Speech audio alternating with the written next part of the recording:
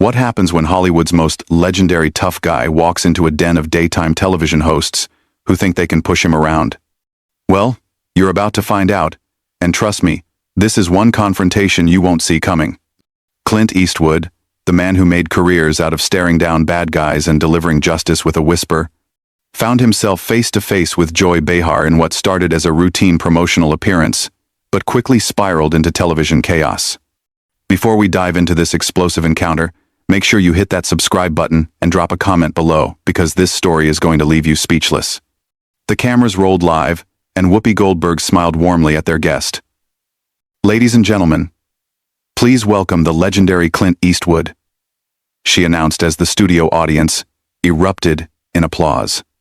Eastwood nodded politely as he settled into his chair, his weathered hands resting calmly on the armrests. "Thank you for having me," he said in that unmistakable gravelly voice. "So Clint, tell us about your latest project," Whoopi continued, keeping things light and professional. "What drew you to this particular story?" "Well, it's about second chances," Eastwood replied thoughtfully.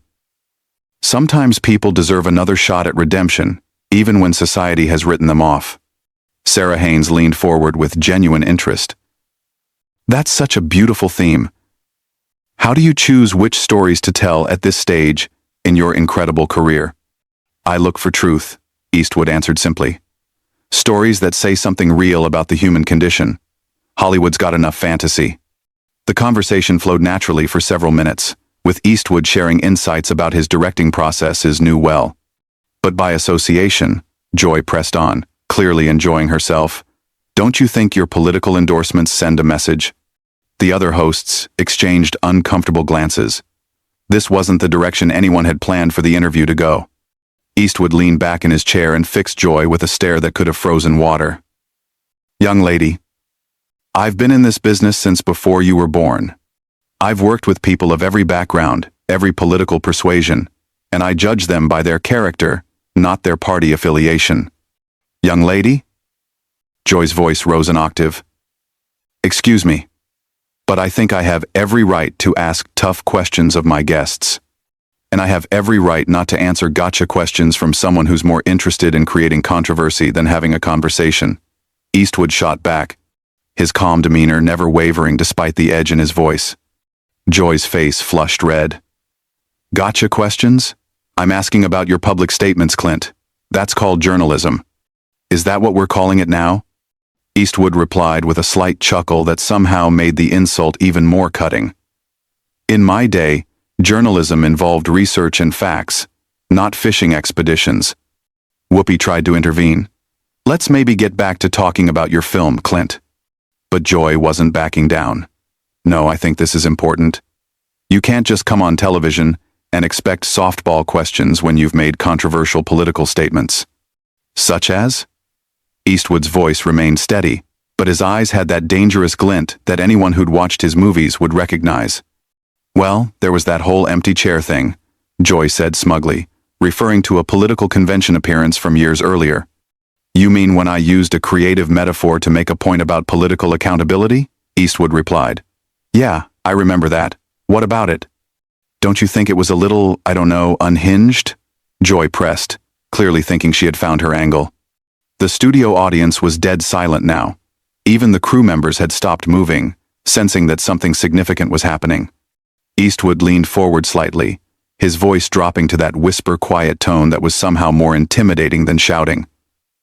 "Joy, let me ask you something. How many films have you made?" "What does that have to do with anything?" Joy shot back defensively.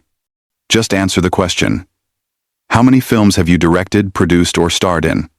"That's not the point. I'm a television host and comedian." "Right. And how many Academy Awards have you won?" Joy's voice was getting higher. "Again, that's not relevant to this discussion. How about people who want to keep you defined by your past instead of letting you grow?" The metaphor wasn't lost on anyone in the studio, least of all Joy, who was clearly getting more agitated by the minute. "That's a beautiful message," Sarah said, clearly trying to keep things on track. "Redemption is such a powerful theme in storytelling." But Joy wasn't about to let the moment pass. "Speaking of redemption, don't you think some people are beyond it? I mean, when someone consistently supports divisive politics, At what point do we stop giving them chances? Eastwood's jaw tightened almost imperceptibly. Are we talking about the character in my film? Or are you trying to make this personal again? I'm talking about accountability, Joy replied with false righteousness. Public figures have a responsibility to their fans. Do they now? Eastwood's voice carried that dangerous quiet that anyone familiar with his movies would recognize. And what responsibility do television hosts have to their guests? To ask the tough questions that matter. Joy shot back immediately. No, Eastwood said firmly. To treat people with basic human decency, something you seem to have forgotten. The other hosts exchanged panicked glances. Whoopi was frantically trying to signal the producers, but Joy was too caught up in what she thought was her moment of triumph. Human decency? Joy laughed harshly. That's rich coming from someone who spent decades playing violent characters and glorifying gun culture. The studio audience gasped audibly. Even by the View standards, this was crossing a line. Eastwood sat back in his chair and studied Joy for a long moment, as if seeing her clearly for the first time. You know what your problem is, Joy? Enlighten me, she replied sarcastically. You think being loud makes you right. You think being confrontational makes you brave. But all it really makes you is a bully hiding behind a microphone. Excuse me? Joy's voice reached a pitch that made everyone in the studio wince. You heard me, Eastwood continued, his voice remaining steady and controlled. You sit here day after day. This was now purple with rage. You arrogant has-been. You think you can just insult me on my own show? The words hung in the air like a slap. The studio audience was completely silent. The other hosts looked mortified, and even the crew members were staring in shock. Eastwood slowly turned back to face Joy, and for a moment, his expression was exactly like the characters he'd played in dozens of westerns, calm and dangerous, and absolutely done with the situation. Has been, he repeated quietly. That's interesting coming from someone whose biggest claim to fame is sitting at a table talking about other people's accomplishments. The silence that followed was deafening. You could hear a pin drop in the studio as everyone processed what Joy had just said. Eastwood's expression didn't change, but somehow the air around him seemed to crackle with energy. Has been, he repeated slowly, as if tasting the words. You know, Joy, in all my years in this business, I've been called a lot of things, but usually by people who had accomplished something themselves. Joy realized she had gone too far, but pride wouldn't let her back down. I've accomplished plenty, thank you very much. Have you? Eastwood asked, his voice dropping to that whisper that was somehow more terrifying than screaming. Let's see. You've managed to insult how many guests over the years? Created how many controversies? Destroyed how many interviews that could have been meaningful conversations? I ask the questions that need to be asked, Joy replied, but her voice was shaking now. No, Eastwood corrected her. You ask the questions that get you attention. There's a difference between journalism and performance art, and you seem to have forgotten which one you're supposed to be doing. Whoopi made one final desperate attempt to salvage the situation. Clint, maybe we can start over. Joy, why don't you apologize and we can get back to discussing the film? Joy whirled on Whoopi. Apologize? For what? For doing my job? Your job, Eastwood interjected, is supposed to be entertaining and informing your audience, not attacking your guests for sport. I wasn't attacking you, Joy protested weakly. Eastwood laughed, and it was not a pleasant sound. Lady, I've been in actual combat. I know what an attack looks like. The difference is, when someone attacked me in the service, at least they had the courage to do it to my face instead of hiding behind a television show format.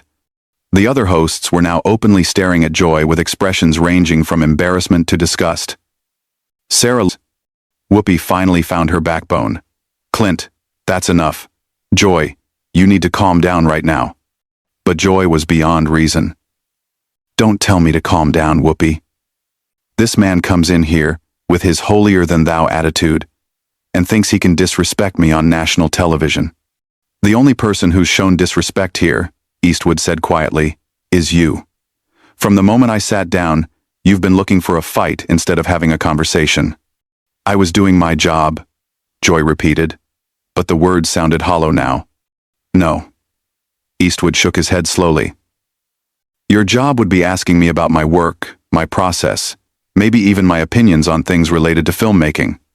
Your job would be making your audience feel like they learned something or were entertained by something worthwhile. He gestured toward the cameras. Instead, you've spent the last 20 minutes trying to embarrass a guest who came here in good faith, and you've succeeded in embarrassing yourself and your show instead.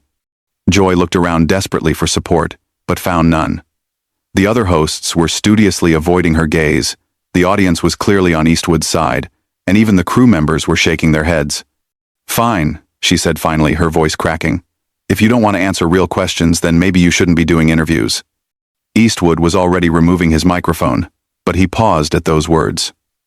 Real questions? You want to know what a real question sounds like, Joy? He looked directly into the main camera again. A real question would be, what drives you to keep making films at your age? A real question would be, what advice would you give to young filmmakers? A real question would be, what story are you most proud of telling? Then he turned back to Joy. But those questions require you to actually care about the answers, and we both know you don't. The studio was so quiet you could hear the camera operators breathing. Joy looked like she wanted to say something else, but for once in her career, she seemed to be at a loss for words. You know what the saddest part of all this is? Eastwood continued, his voice almost gentle now.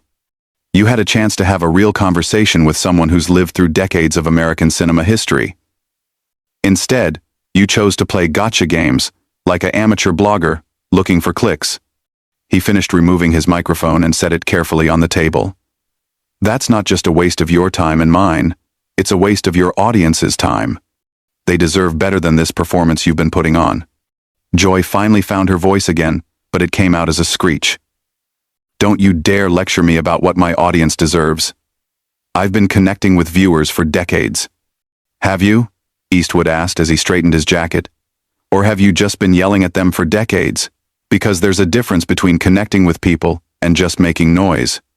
The producers were frantically signaling from behind the cameras, clearly trying to figure out how to handle this unprecedented situation. This was live television, and their biggest guest was walking out after completely dismantling one of their hosts. Security, Joy called out desperately. Get security. Eastwood laughed genuinely for the first time since the interview began. Security? What are they going to do, Joy? Arrest me for hurting your feelings? He looked around the studio one more time, taking in the stunned faces of everyone present. You know, I've been in this business for over 60 years. I've worked with the best directors, the finest actors, the most professional crews in the world. And in all that time, I've never encountered anyone quite like you. Is that supposed to be a compliment? Joy asked sarcastically, trying desperately to regain some control of the situation. Take it however you want, Eastwood replied. But just remember, when people talk about this interview tomorrow, they're not going to be talking about your tough questions or your journalistic integrity.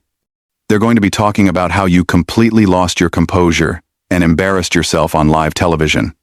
With that devastating final blow, Clint Eastwood walked calmly toward the studio exit, leaving behind a panel of stunned hosts, a shocked audience, and one completely humiliated Joy Behar, who was still trying to figure out how she had lost control so completely. As the studio doors closed behind him, the cameras captured Joy's face, red with rage and embarrassment, while the other hosts sat in stunned silence, knowing they had just witnessed television history, but not the kind anyone would want to be remembered for. So there you have it, folks. What started as a routine promotional interview turned into one of the most explosive confrontations in daytime television history. Clint Eastwood proved that even in his 90s, he's still the fastest draw in Hollywood,